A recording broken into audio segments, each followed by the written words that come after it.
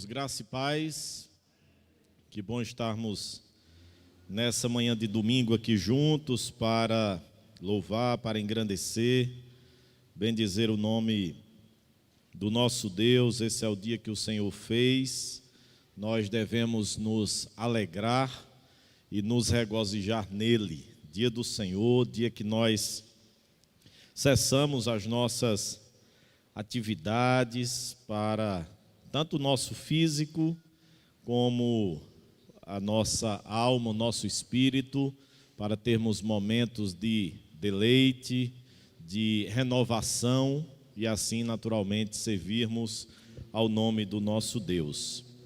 E nesse domingo especial, queridos, também por duas razões, conforme os queridos irmãos, ou o diácono Márcio já disse aqui na introdução da liturgia, Dia das Mães, dia muito especial, onde nós que temos as nossas mães vivas, ou aqueles que têm as suas mães vivas, podem homenageá-las, e aqueles que as mães já partiram, podem também se recordar com carinho, com saudade, do que foi, do tempo que conviveu, enfim. E nessa manhã também, nesse dia especial, onde nós podemos celebrar a ceia do Senhor, onde nós podemos trazer à nossa mente, à nossa memória, o sacrifício de Jesus, a obra de Jesus naquela cruz por cada um de nós. Queridos, eu quero convidá-los a abrirem as suas Bíblias no livro de Neemias, pois nós intencionamos darmos continuidade ao nosso estudo nesse livro que tem sido riquíssimo e edificante, precioso para a nossa meditação, para o nosso estudo. E eu quero convidar os irmãos a abrirem esse texto da palavra do nosso Deus, capítulo de número 8 de Neemias. Isso, dá oportunidade ao departamento infantil para que possa sair para o seu momento de estudo, as duas turmas de 4 e 5 anos e 6 a 8 anos. A turma de 9 a 11 anos tem funcionado conforme avisamos sempre, tem funcionado nos sábados à tarde, nesse período, irmãos, de pandemia, onde nós temos distribuído as atividades de forma que não fique uma aglomeração, que não fique muita gente no funcionamento do domingo pela manhã. Neemias capítulo de número 8, queridos, nós vamos ler do versículo de número 1 até o versículo de número 12. Esse é o texto que nós iremos meditar nesta manhã. E os irmãos poderão participar da leitura, mesmo assentados, como os irmãos se encontram, mas com reverência à palavra do nosso Deus, naturalmente nós podemos participar juntos dessa leitura. Vamos fazer em uníssono, pausadamente, sem pressa, nós vamos ler esse texto da palavra do Senhor. Todos os irmãos encontraram? Já os irmãos se acomodarem, as crianças ainda estão saindo, mas nós vamos juntos. Neemias capítulo 8, a partir do versículo de número 1. Vamos juntos, irmãos?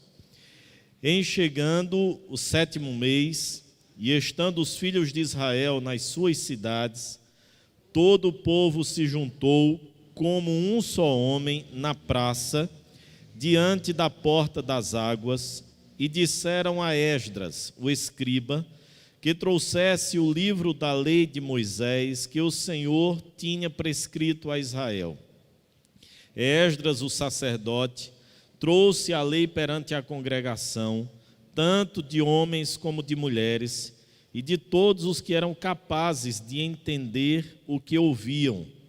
Era o 1º dia do 7º mês, e leu no livro, diante da praça, que está à fronteira à porta das águas, desde a alva até o meio-dia, perante homens e mulheres e os que podiam entender, e todo o povo tinha os ouvidos atentos ao livro da lei. Esdras, o escriba, vamos juntos, irmãos, versículo 4. Esdras, o escriba, estava num púlpito de madeira que fizeram para aquele fim. Estavam em pé junto a ele, à sua direita, Matitias, Sema, Anaías, Urias, Ilquias e Maacéias, e à sua esquerda, Pedaías, Misael, Malquias, Azum, Asbanadana, Zacarias e Mesulão. Esdras abriu o livro à vista de todo o povo, porque estava acima dele. Abrindo-o ele, todo o povo se pôs em pé. Esdras bendisse ao Senhor, o grande Deus, e todo o povo respondeu: Amém, Amém. E levantando as mãos, inclinaram-se e adoraram o Senhor com o rosto em terra. E Jesua, Bani, Serebias, Jamim, Acube, Sabetai, Odias, Maacéias, Quelita, Azarias, Josabade, Anã, Pelaías, e os levitas ensinavam o povo na lei, e o povo estava no seu lugar. Leram no livro, na lei de Deus, claramente, dando explicações de maneira que entendessem o que se lia. Neemias, que era o governador, e Esdras, sacerdote e escriba, e os levitas que ensinavam todo o povo lhe disseram: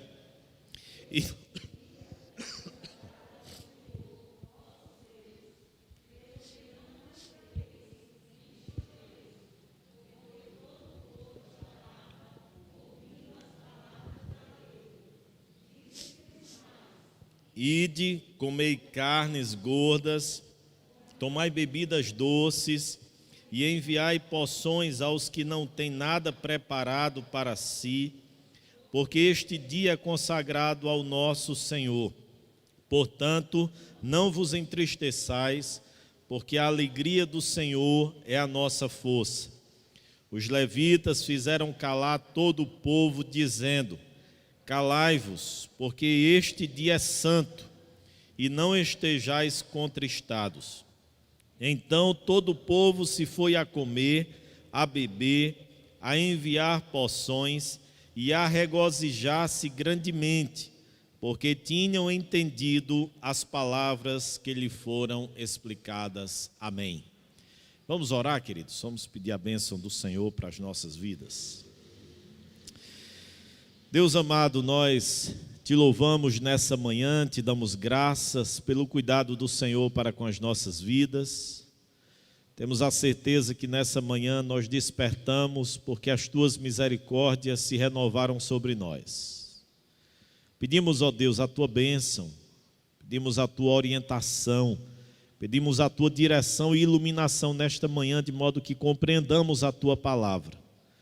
Dá-nos a graça, Senhor, de sermos um auditório semelhante a este aqui de Neemias, de Esdras, que ouvia e que compreendia, que entendia a tua lei para o louvor da tua glória. E que isso produza, ó Deus, alegria, júbilo no nosso coração, mesmo quando as circunstâncias externas não são as mais favoráveis, mas que a tua lei, que a tua palavra penetrada no nosso coração, no nosso íntimo, ela possa trazer alento, alegria, paz, segurança para o louvor da tua glória, em nome de Jesus. Amém. Amém. Queridos irmãos, há uma pergunta que nos é feita muitas vezes, e quando eu digo nos é feita, não apenas a pastores, mas às próprias igrejas, diante dos mais variados cenários possíveis. Exemplo, quando nós pensamos no plantio de uma igreja, na fundação, no estabelecimento de uma igreja numa localidade, numa cidade onde ainda não há. Se pensa nas mais diversas estratégias, metodologias a serem utilizadas, Mas a pergunta básica é: o que fazer para plantar uma igreja numa cidade? E a resposta mais básica, mais fundamental é pregar a lei de Deus. Quando nós nos deparamos com uma igreja que talvez vivencie um momento em que há necessidade de revitalização, uma igreja que sofreu, que decresceu, que vivencia períodos difíceis, e quando se pergunta o que fazer, a resposta é pregar a palavra de Deus. Quando se pensa em uma igreja que caminha, que flui, que anda naturalmente e que ela precisa continuar sempre firme, mas ao mesmo tempo crescendo, desenvolvendo, aperfeiçoando, o que fazer? A resposta também é a mesma: pregar, expor, estudar a Escritura Sagrada. E por que isso, queridos? Porque isso não é um mantra.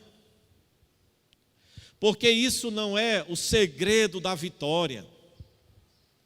Porque isso não é uma estratégia inventada, criada pelo homem, mas porque é a palavra de Deus que produz vida. É a palavra de Deus que faz um morto espiritualmente. E quando uma igreja se estabelece numa cidade, alcançá-lo pela palavra, porque ela dá vida. É a palavra que diante de uma igreja morta, necessitando de revitalização, produz vida também. Produz vigor, produz ânimo. É a palavra de Deus que numa igreja que flui perfeitamente, normalmente, está ali produzindo vida e animando, incentivando e dando ânimo para que as pessoas continuem trabalhando e progredindo na expansão do Evangelho de Cristo. É a palavra de Deus. E aí, queridos irmãos, quando nós olhamos para essa parte aqui de Neemias, porque o capítulo 8 de Neemias é um divisor de águas. Eu disse há 15 dias atrás, quando nós trabalhávamos o capítulo de número 7 de Neemias, que se nós queremos um esboço maior a respeito do livro de Neemias, nós podemos ter dois.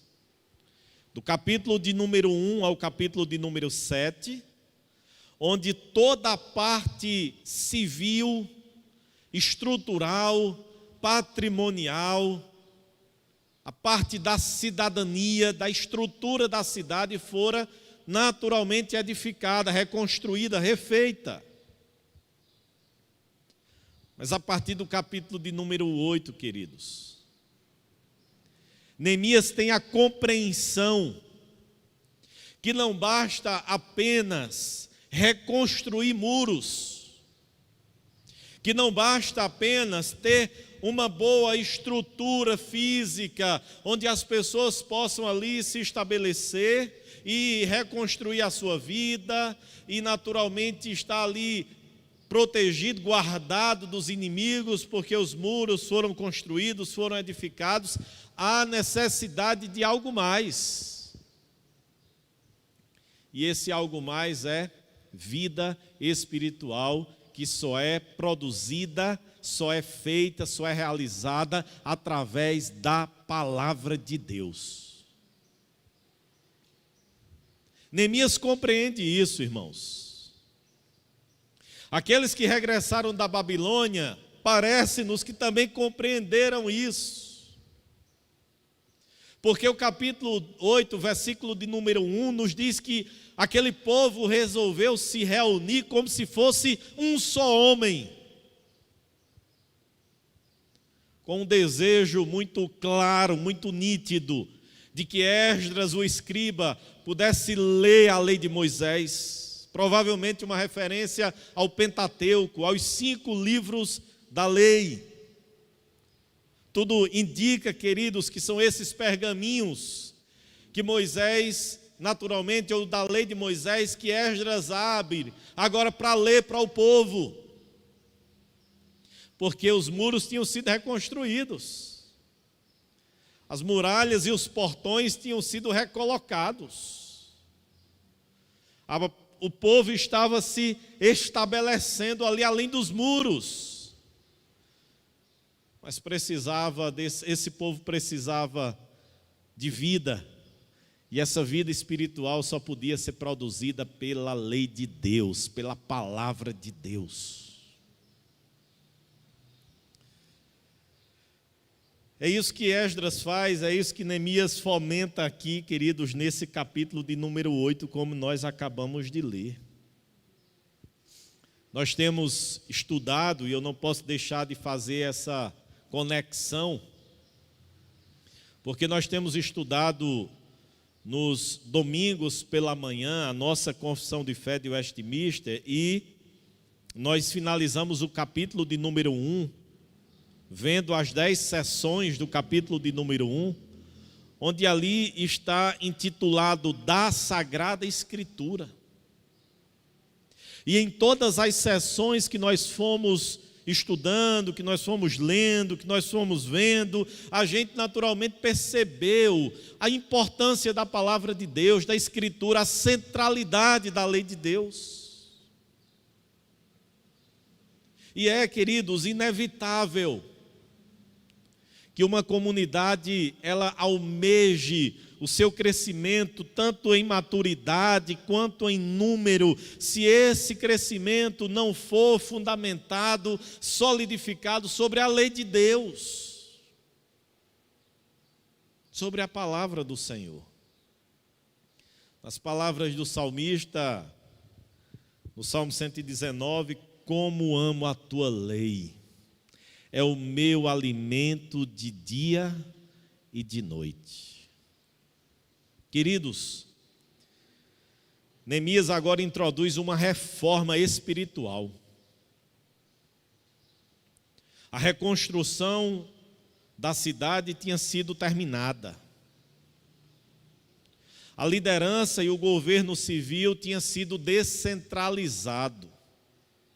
Neemias dividiu com pessoas próximas, confiáveis, a administração pública.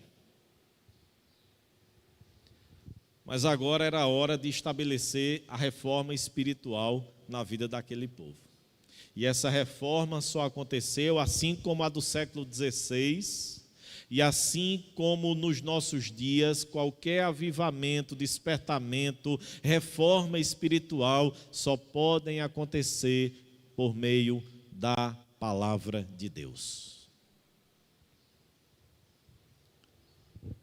O reverendo Hernandes Dias Lopes diz que há 4 desvios em relação às Escrituras que são extremamente perigosos para a igreja da atualidade. E ele cita o primeiro como o liberalismo teológico. O liberalismo teológico que tenta esvaziar a Escritura, desacreditando sua veracidade, negando assim a sua inerrância. E ele diz o seguinte: onde ele chega, mata a igreja. O liberalismo teológico, queridos, abraçado pela América e Europa, está produzindo não um crescimento numérico, testemunhal, de transformação, de impacto naquela sociedade ou naqueles países. Pelo contrário, o liberalismo teológico está esvaziando os auditórios, os públicos das grandes, das megas igrejas na Europa e na América. E por que não pensar, queridos, que isso tem chegado ao nosso país? Eu já fiz referências aqui recentemente de um grande expositor nacional, quando disse que a Bíblia precisava ser atualizada. Porque não poderia se construir, citação dele, uma doutrina contrária à questão mesmo da homoafetividade, apenas com 2 ou 3 textos bíblicos isolados. E a partir disso, se atualizar, ou seja, suprimir a verdade da Escritura, não apenas nesse ponto, mas em qualquer outro. E é isso que o liberalismo teológico faz. Faz com que nós desacreditemos da veracidade da Escritura, de que ela é a palavra de Deus, de que ela é a regra única de fé e prática para o crente, em qualquer época, não só nos nossos dias, ou não só no passado foi, mas nos nossos dias também, e assim será mesmo que a sociedade, que a humanidade tome rumos totalmente opostos àquilo que a Escritura nos diz. Então tenhamos cuidado, queridos, porque sem dúvida alguma essa é uma grande ameaça à saúde, vitalidade, vigor de uma igreja do Senhor Jesus. Segunda ameaça que o reverendo Hernandes Dias Lopes cita é o sincretismo religioso. E o sincretismo religioso, porque percebam que o liberalismo tenta esvaziar a Escritura de sua inerrância e veracidade, ou seja, ela como verdade absoluta. O sincretismo, por outro lado, tenta esvaziar a Escritura, acrescentando a ela o experiencialismo, negando assim a sua suficiência. Entendendo, queridos, que não é suficiente apenas a Escritura, a experiência também, ela é algo que norteia a vida cristã.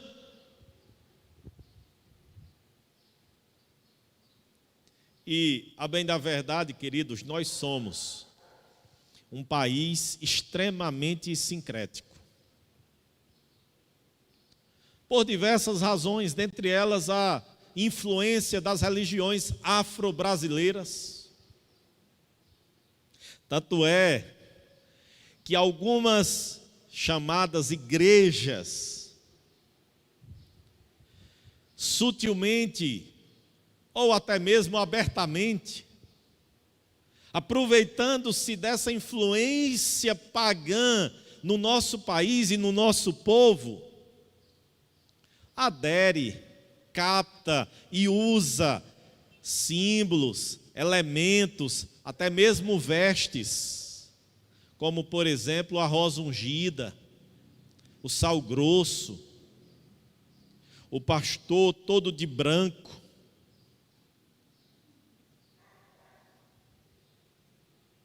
a água ungida,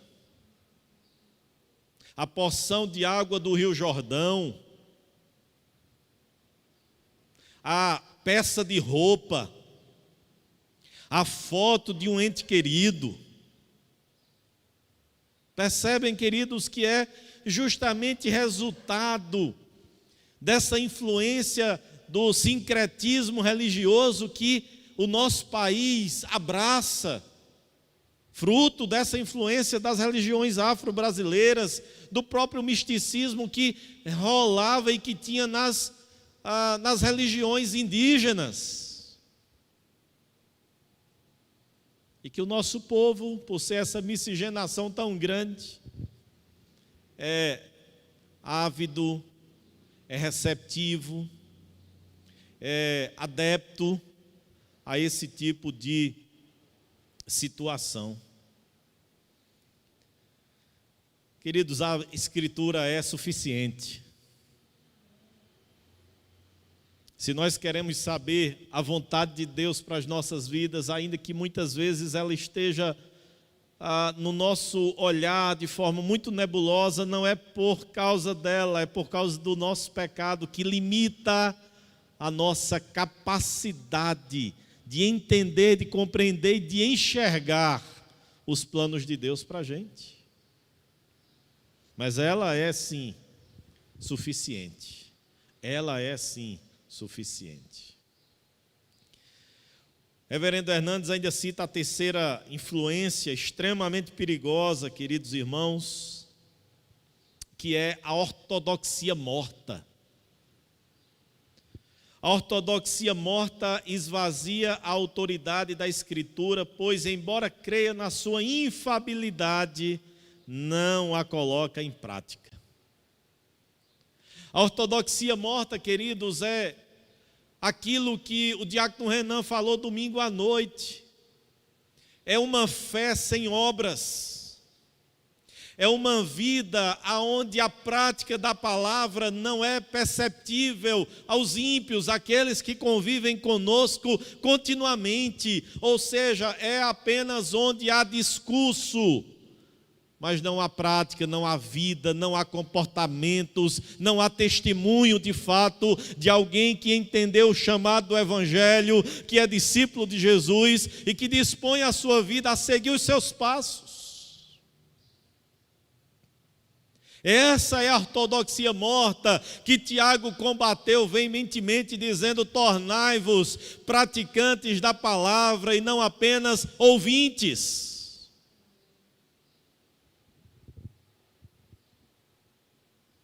E talvez, queridos irmãos, no cenário que vivemos atualmente, seja justamente essa a pior e mais próxima da gente influência. Quando eu digo da gente, eu me refiro à igreja presbiteriana, porque nós muitas vezes nos orgulhamos da nossa pureza doutrinária, teológica, porém, muitas vezes não percebemos isso na vida comunitária, quando nós estamos no trabalho, quando nós estamos na família, quando nós estamos no lazer, quando nós estamos nas universidades, escolas da vida. Muitas vezes parece que não há diferença em comportamentos, apenas em discursos.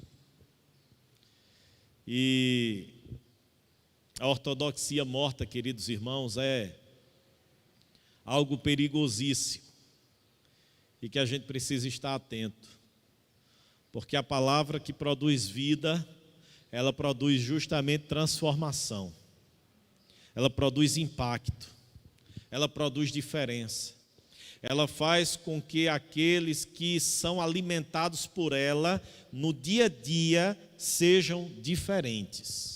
Não diferentes porque vestem uma roupa de crente, conquanto haja uma influência da Escritura na decência da mulher e do homem cristãos.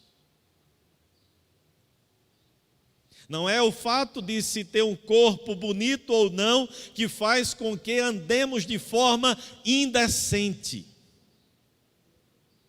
É o temor a Deus, é a convicção ao Senhor de que o nosso corpo não serve para vitrine ou para exibicionismo, mas serve para que o Espírito de Deus habite nele e faça morada nele.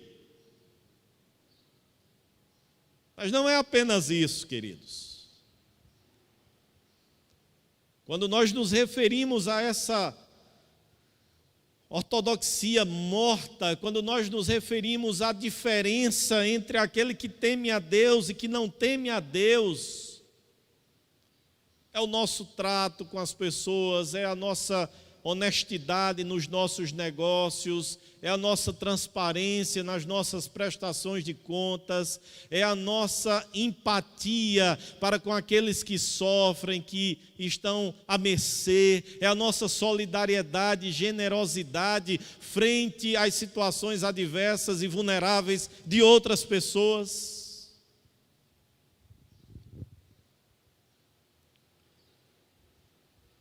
É a nossa, inclusive, incompatibilidade com determinadas práticas, mas, ao mesmo tempo, a rejeição ou a negativa com muito amor e firmeza.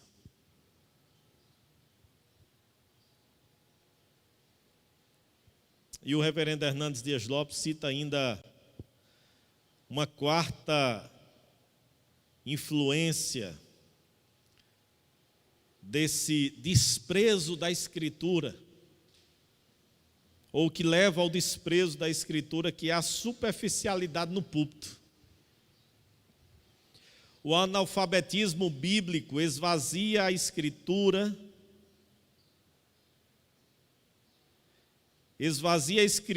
por não lhe dar o devido valor.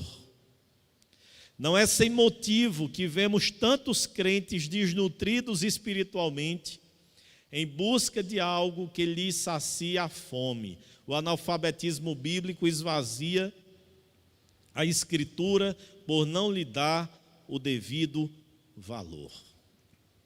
Queridos, esse é outro perigo que nós vivemos. É essa superficialidade do púlpito, é a não dedicação à exposição fiel, clara da Escritura Sagrada, que produz um auditório, que produz uma comunidade também superficial, que frente aos desafios da vida, essa comunidade se torna vulnerável. E a gente poderia citar aqui a expressão do apóstolo Paulo, quando ele disse assim: cuidado, irmãos, cuidado para que vocês não sejam como meninos, agitados, levados de um lado por outro, por qualquer vento de doutrina, resultado justamente desse analfabetismo, resultado dessa não dedicação ao estudo da Escritura, da Palavra de Deus, independente do grau de instrução que o Senhor nos deu. Porque conhecer a palavra, conhecer a Escritura, conhecer a carta de Deus para as nossas vidas, conhecer a vontade de Deus para as nossas vidas, não é algo que deve ser restrito a quem tem formação acadêmica elevadíssima, mas para todas as pessoas. E eu, queridos, particularmente me recordo quando ainda no início do curso, da minha formação acadêmica em Recife, lia e ouvia o professor de homilética, de pregação na época, dizendo: pregue de modo que o analfabeto entenda, porque se você tiver doutores no auditório, eles também entenderão. Não pregue para doutores, porque talvez aquele que não tem um grau de instrução elevada não compreenda a palavra que também é para ele. E sexta-noite eu fui surpreendido, depois do casamento aqui da nossa irmã Cristiane Gisela com Marcone, pelo ex-presbítero dessa igreja, o nosso irmão José Ivan. E ele conversava comigo dizendo: pastor, que estudo maravilhoso está sendo aquele no domingo de manhã da Confissão de Fé de Westminster. E ele usou a seguinte expressão: é o melhor estudo que eu tive sobre Confissão de Fé até aqui.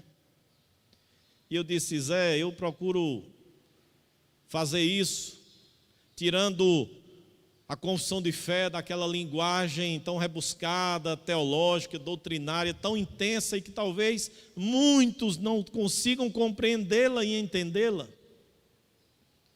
de uma forma acessível, a que qualquer pessoa da igreja de Monteiro possa compreender e entender o que nela está, para que, independente do grau de instrução, a pessoa tenha convicção, por exemplo, no primeiro capítulo que nós estamos estudando, ou que nós terminamos, que a Bíblia é a palavra de Deus, que ela é essa regra infalível de fé e prática, de que experiencialismo, de que misticismo, de que sincretismo, de que nada disso substitui a centralidade da Escritura, da palavra de Deus, que ela é a vida para o nosso existir. E que se nós abandonarmos essa palavra para abraçarmos essas influências, queridos, a tendência nossa do ponto de vista espiritual é decrescer, é imaturidade. Tanto é que nós começamos a olhar a nossa própria vida, não a do outro, mas a nossa própria, quando a gente se dispõe a estudar a palavra, a conhecer a palavra, a ter a palavra todos os dias na nossa vida, o avanço espiritual que nós nutrimos e desfrutamos, mas ao mesmo tempo a mediocridade, mesmice, quando essa palavra é esquecida apenas num instante da nossa casa, quando nós muitas vezes não a lemos e não estudamos e não nos colocamos a não ser apenas ouvintes, mas praticantes dessa palavra.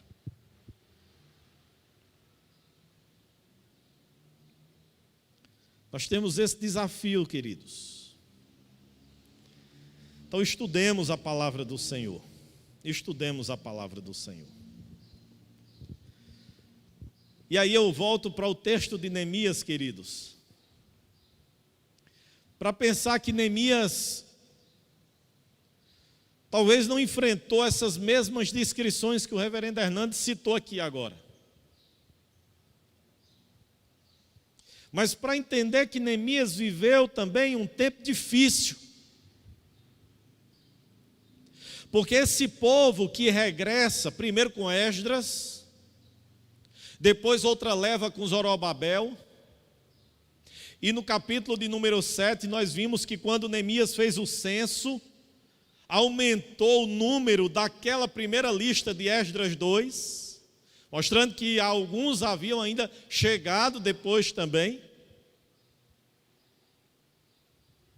Então esse povo estava vivendo há mais de 70 anos, debaixo de uma influência pagã, porque era assim a Babilônia. Se recordam de Daniel? Quando Daniel está lá com os seus 3 irmãos, seus 3 amigos, Sadraque, Mesaque, Abidnego, e ali é oferecido a eles as iguarias do palácio.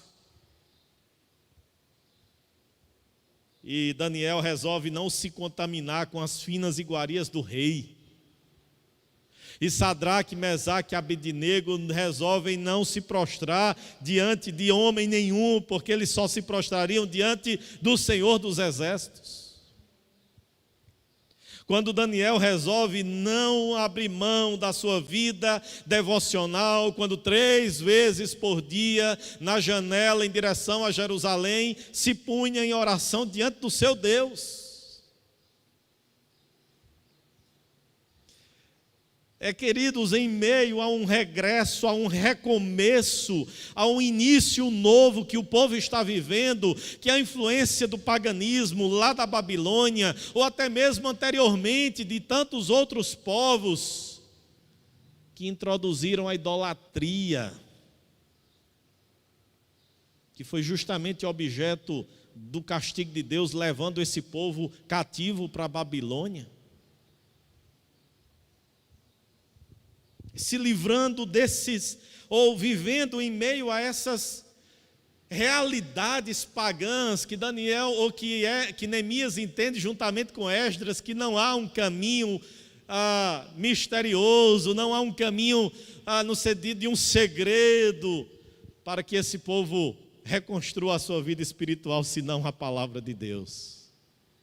E é assim que Esdras traz o livro da lei de Moisés, abre os pergaminhos, o povo se coloca em pé, reverentemente, para ouvir a lei de Deus, ouvir a exposição da lei de Deus e desfrutar agora de vida, não apenas de muros bonitos e reconstruídos, mas de devoção ao Deus que tinha se lembrado desse povo lá no Egito, ao Deus que tinha se lembrado desse povo lá na Babilônia, ao Deus que iria e estava se lembrando desse povo lá em Belém, lá em Nazaré, lá na Judéia, lá no território de Israel, quando desse povo manda um Salvador, que é o Senhor Jesus Cristo. Queridos irmãos, eu quero dizer que nós precisamos amar essa palavra. Nós precisamos amar essa palavra.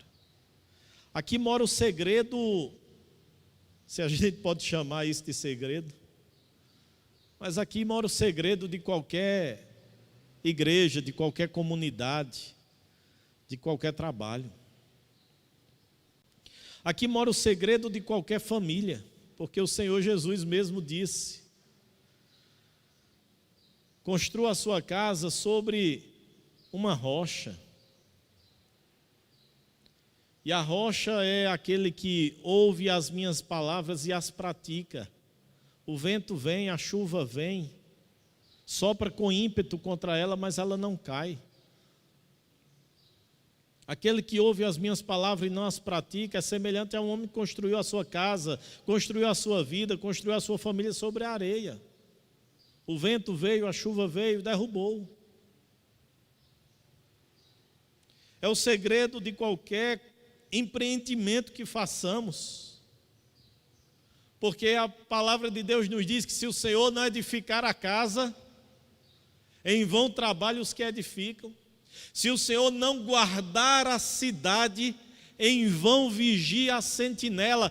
Inútil vos será levantar de madrugada, comer o pão que penosamente granjeastes, porque aos seus amados ele dá enquanto dormem.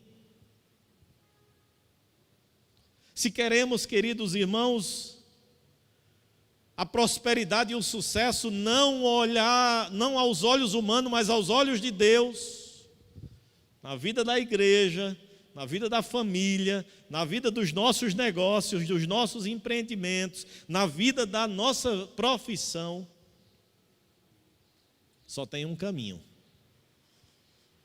a palavra de Deus, a Escritura Sagrada. E que o Senhor nos dê graça, irmãos, para que a gente de fato ame essa palavra e para que a gente viva de acordo com essa palavra. Eu finalizo citando a nossa grande declaração de fé. A Bíblia é a nossa única regra de fé e prática. E não foram os puritanos da grande assembleia de Westminster que descobriram isso. Apenas Neemias e Esdras também descobriram isso, que só havia possibilidade daquele povo viver bem se eles amassem a palavra, se eles ouvissem a palavra, se eles compreendessem a palavra. Por essa razão, é o desafio para nós, queridos, edificarmos a nossa vida sobre a palavra do nosso Deus. Amém? Vamos orar?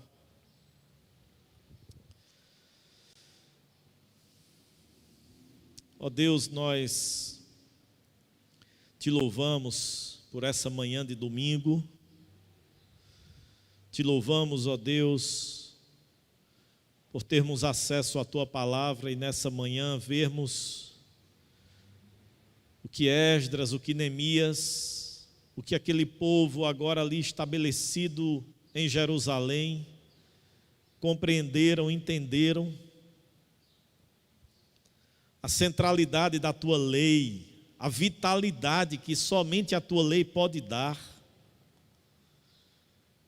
Ó Deus, nós pedimos nessa manhã que o Senhor tenha misericórdia das nossas vidas e que nós entendamos a centralidade também da Tua lei, da Tua palavra em nossa vida, em nossa família, em nosso trabalho, em nossa igreja, onde quer que nós estejamos. Deus nos dá a graça de amá-la, de impregnar a nossa mente e coração dela, de entendermos, ó Deus, que não são apenas conceitos a serem memorizados, mas a serem praticados, como já aprendemos recentemente. Nos dá, Senhor, a graça de não sermos apenas ouvintes, mas praticantes da Tua lei.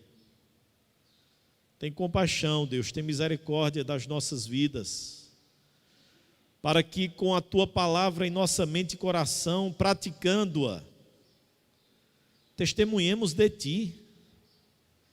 Que as pessoas vejam Cristo em nós, lá no trabalho, lá na universidade, na escola, na família.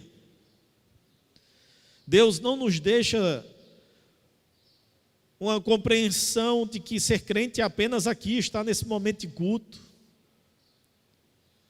Nos faz entender que quando nós pisarmos nessa calçada, há um desafio gigantesco de nos tornarmos praticantes da Tua palavra e sermos instrumentos para a condução de outros a serem discípulos Teus, e que tudo isso, Deus, não redunda na nossa glória, mas redunda na glória do Senhor.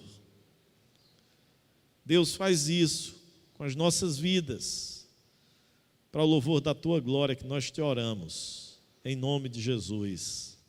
Amém, amém, amém. Queridos, vamos